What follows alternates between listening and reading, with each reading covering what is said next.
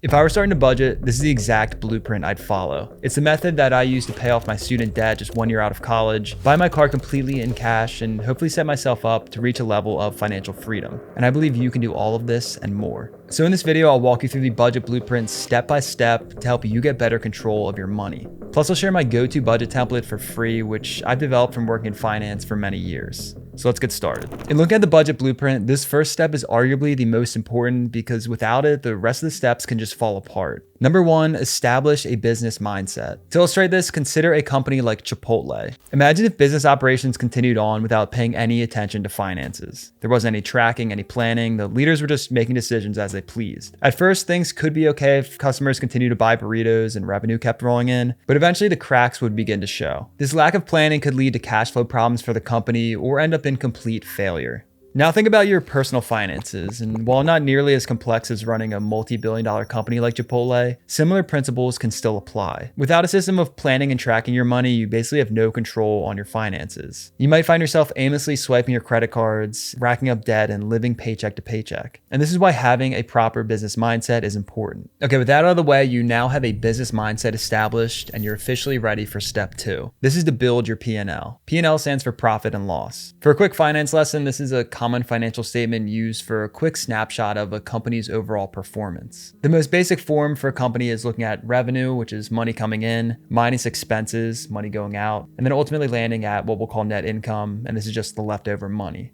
This net income can then be used to reinvest into the business or to pay off debt, and it's really up to the company's discretion. In looking back at your own money, you can use a similar format to get a better understanding of your own financial health. To illustrate this, I use a simple spreadsheet, and if you click the link in the description, you can get a free copy to use for yourself.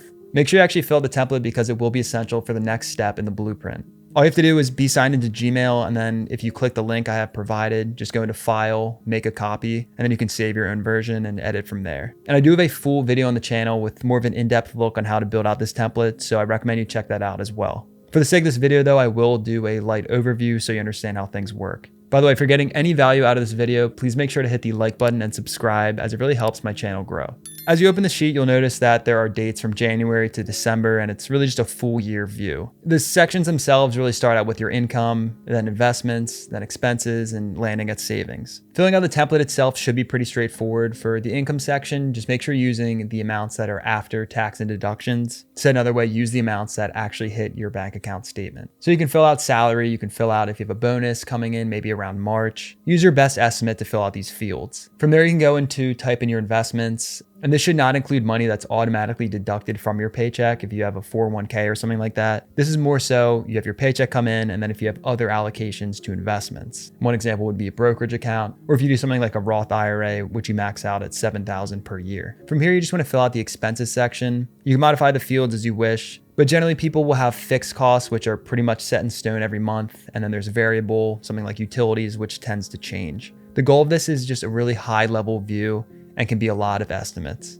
The final calculation for this budget template here is savings. And this is really just your income minus your investments minus your expenses. Below savings, I've included a percent of income calculation, and this can be used to gauge where you are with your money. If you see a savings position of about 20 to 25%, this is usually a healthy position to be in. If your savings are low, but this is because you're pouring a lot of money to pay off your student debt or something like that, you could still be in an okay spot with your money. It's more so an issue if a lot of your expenses are tied to vacations, for example. This is where you might have to make some hard decisions and understand what's actually essential. If your savings percentage is much higher, like maybe 50%, there's a chance you're in a spot where you could actually be investing a little bit more into retirement, or maybe you could start paying down more debt. Although if you're somebody who's trying to save for something like a house down payment or to buy a car, it can make sense to have more savings. Once you build out your P&L, you have a better understanding of your flow of money. Now you're ready for step number 3. This is to choose a budget app. There's too much technology available in the world to only rely on using spreadsheets when it comes to budgeting. There are a lot of options out there, so let me know in the comments what your favorite budget app is. For this video, I'll recommend 2 options that I've used personally. The first is YNAB, and the second is Rocket Money. I will say YNAB is better, but it does cost money. If you want to try it out though, I'll leave an affiliate link in the description where you get a 34-day free trial. When it comes to the two budgeting app options though, for YNAB, I would recommend this if you want a highly detailed budgeting experience. This is because it uses what's called a zero-based budgeting system. This means that every dollar you have available needs to be assigned a purpose down to zero. So you have to take all of your money, allocate it to things like rent, other expenses, and then you can have a portion allocated to savings. The benefit of this is you understand exactly where your money goes, and it can be easier to find flaws in your budget itself.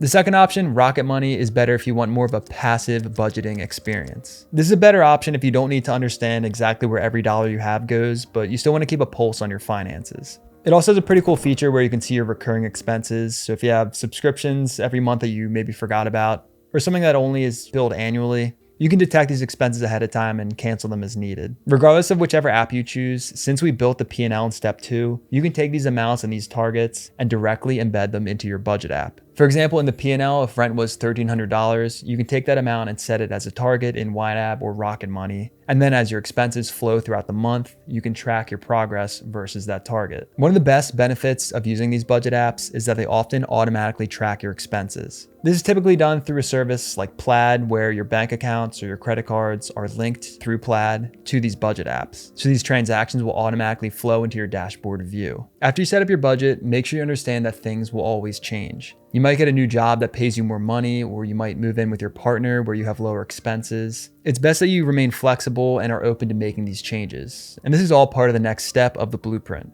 Number 4, review and reflect. Keep in mind that just creating a budget isn't enough, and you actually have to follow what you build. I recommend you start a habit of checking your budget as often as you need to. And when you first start out, this could be every single day, and then eventually turn into weekly or monthly check-ins. You can look into your expenses and see maybe you're spending too much on vacation or too much on groceries each month. And then from there, you can modify your budget to make sure you're hitting your own financial goals. If you detect an issue in your budget, you're going to have to come up with a plan to navigate these challenges. And maybe that means you have to start a side hustle to make more money, or stop spending as much on eating at restaurants. As time goes on, make sure you continue to plan for your bigger savings goals. Personally, I'm looking to buy a house, so my main savings goal right now is to afford a down payment. But in your own life, maybe you want to pay for your child to go to college. Also, try to celebrate wins as you reach your certain financial goals. I often think budgeting is looked at in a negative way, but really the whole point of doing this is to make sure you can actually enjoy your life and afford the things you want to do. Once you understand this workflow of reviewing and reflecting on your budget, you're ready for the final step of the blueprint.